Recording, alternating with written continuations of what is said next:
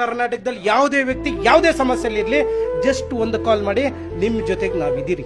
ನೀವ್ ಮಾಡೋ ಒಂದು ಕಾಲ್ ಇಂದ ನಿಮ್ ಬಿದ್ದೋಗಿರೋ ಮನೆ ಸರಿ ಹೋಗುತ್ತೆ, ನಿಮ್ ಊರ ಹತ್ರ ಗುಂಡಿ ಬಿದ್ದಿರೋ ರಸ್ತೆ ಕೂಡ ಸರಿ ಹೋಗುತ್ತೆ. ನಿಮ್ ಪೆನ್ಷನ್ ಸಿಗ್ತಿಲ್ವಾ, ಮನೆ ಮುಂದೆನೆ ಪೆನ್ಷನ್ ಬರುತ್ತೆ, ಅಥವಾ ನಿಮ್ ಲಂಚ ಕೇಳೋನು ಮನೆಗೆ ಹೋಗ್ತಾನೆ.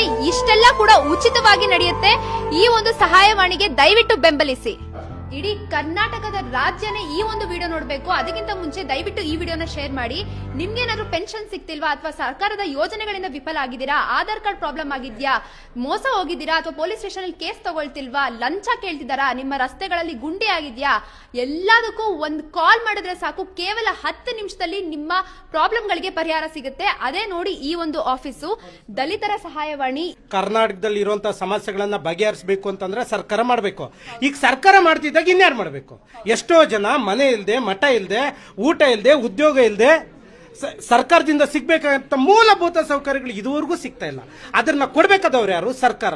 ಇವತ್ತು ಸರ್ಕಾರ ಮಾಡದಿರುವಂತ ಕೆಲಸ, ಕರ್ನಾಟಕದಲ್ಲಿ ಪ್ರಪ್ರಥಮ ಬಾರಿಗೆ ಈ ಒಂದು ಸಹಾಯವಾಣಿನ ಪ್ರಾರಂಭ ಮಾಡಿದ್ರಿ ಮೇಡಮ್. ಇಡೀ ಕರ್ನಾಟಕದಲ್ಲಿ ಯಾವುದೇ ವ್ಯಕ್ತಿ ಯಾವುದೇ ಸಮಸ್ಯೆಯಲ್ಲಿ ಇರ್ಲಿ ಜಸ್ಟ್ ಒಂದು ಕಾಲ್. ಸರ್ ನಾನು ಕಷ್ಟದಲ್ಲಿದ್ದೀನಿ ಸರ್, ನನಗೆ ಮನೆ ಇಲ್ಲ ಸರ್, ಚರಂಡಿ ಬಿದ್ದೋಗಿದೆ ಸರ್, ಗಂಡ ಹೆಂಡತಿ ಸಮಸ್ಯೆ ಸರ್, ನಮಗೆ ಪಿನ್ಷನ್ ಬರ್ತಾ ಇಲ್ಲ ಸರ್ ಅಂತ ಒಂದು ಕಾಲ್ ಬಂದ್ರೆ ಇಡೀ ಟೀಮ್ ರಿಸೀವ್ ಮಾಡುತ್ತೆ ಫೋನ್. ಇದು ಕರ್ನಾಟಕದಲ್ಲಿ ಯಾವುದೇ ವ್ಯಕ್ತಿ ಯಾವುದೇ ಸಮಸ್ಯೆಯಲ್ಲಿ ಇರ್ಲಿ ಜಸ್ಟ್ ಒಂದು ಕಾಲ್ ಮಾಡಿ ನಿಮ್ ಜೊತೆಗೆ ನಾವಿದ್ದೀರಿ. ಸರ್, ಕಾರ್ಪೊರೇಟ್ ಲೆವೆಲ್ ಅಲ್ಲಿ ಈ ಒಂದು ಆಫೀಸ್ ನ ಆರ್ಗನೈಸ್ ಮಾಡಿದೀರಾ. ಇದರ ಮೇಂಟೆನೆನ್ಸ್ ಎಲ್ಲ ಯಾವ ತರ ಇದೆ ಸರ್? ಸೋರ್ಸ್ ಆಫ್ ಇನ್ಕಮ್ ಅಂತ ಬಂದ್ರೆ ಹೆಂಗಿದೆ ಸರ್? ಈಗ ನಾನೇನು ದುಡ್ದಿದ್ದೀನೋ ಆ ದುಡ್ಡನ್ನ ನನ್ನ ಜನಗಳ ಮೇಲೆ ಹಾಕ್ತಾ ಇದ್ದೀನಿ. ಈಗ ನನ್ನ ಕರ್ನಾಟಕದಲ್ಲಿ ಇರುವಂತಹ ಜನ ಪ್ರತಿಯೊಬ್ರು ಕಷ್ಟದಲ್ಲಿದ್ದಾರೆ. ಆ ಕಷ್ಟಕ್ಕೆ ಸ್ಪಂದಿಸೋದಕ್ಕೆ ನಾನು ಸಂಪಾದನೆ ಮಾಡಿರೋ ದುಡ್ಡು ಜನಗಳ ಮೇಲೆ ಹಾಕ್ತಾ ಇದ್ದೀನಿ. ಗೌರ್ಮೆಂಟ್ ಮಾಡಬೇಕಾಗಿರೋ ಕೆಲಸ ನಾವು ಮಾಡ್ತಾ ಇದ್ದೀರಿ. ಇಲ್ಲ, ಗೌರ್ಮೆಂಟ್ ಜನಕ್ಕೆ ಸಿಗ್ಬೇಕಾಗಿರುವಂತ ಮೂಲಭೂತ ಸೌಕರ್ಯಗಳನ್ನು ಉಚಿತ ಕೊಡ್ಲಿ. ಕೊಡಕ್ಕಾಗಿಲ್ವಾ, ನಾವು ಖಾಸಗಿ ಸಹಾಯವಾಣಿ ಮಾಡ್ತಾ ಇದ್ರಿ, ನಮಗೆ ಸಪೋರ್ಟ್ ಕೊಡ್ಲಿ. ಈಗ ನಾವು ಮಾಡ್ತಾ ಇರೋದು ಸರ್ಕಾರ ಮಾಡಕ್ಕಾಗದಿರೋ ಕೆಲಸ ನಾವು ಸಹಾಯವಾಣಿ ಮಾಡಿದಿರಿ. ಈ ಸಹಾಯವಾಣಿಯಿಂದ ಪ್ರತಿಯೊಬ್ಬ ವ್ಯಕ್ತಿಗೆ ಉಚಿತ ಸೇವೆ ಸಿಕ್ಕಲೇಬೇಕು, ಮೂಲಭೂತ ಸೌಕರ್ಯಗಳು ಸಮೇತ ಸಿಗಬೇಕು. ಯಾವನಾದ್ರೂ ಒಬ್ಬ ಸರ್ ನಮ್ಮನೆ ಬಿದೋಗಿದೆ ಸರ್ ಅಂತ ಒಂದು ಕರೆ ಮಾಡಿ, ನಿಮ್ಮ ಮನೆ ಉಚಿತವಾಗಿ ಕಟ್ಸ್ಕೊಡೋ ಜವಾಬ್ದಾರಿ ನಮ್ದು ಇರ್ತದೆ. ಸರ್ ನಮ್ಮನೆ ಕಡೆ ಚರಂಡಿ ಕಿತ್ತೋಗಿದೆ ಸರ್ ಅಂತ ಒಂದು ಕರೆ ಮಾಡಿ, ನಿಮ್ಮ ಮನೆಯ ಚರಂಡಿನ ಸರ್ ಮಾಡೋ ಜವಾಬ್ದಾರಿ ನಮ್ದಿರುತ್ತೆ.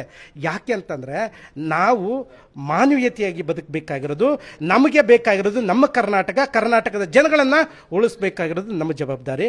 ಕೇಳಿಸ್ಕೊಂಡ್ರಲ್ಲ ವೀಕ್ಷಕರೇ, ಸ್ವತಂತ್ರ ಬಂದಿ 78 ವರ್ಷ ಆದ್ರೂ ಕಟ್ಟಕಡೆಯ ವ್ಯಕ್ತಿಗೆ ಸರ್ಕಾರದಿಂದ ಬರೋ ಯೋಜನೆಗಳೆಲ್ಲ ವಿಫಲ ಆಗಿದೆ.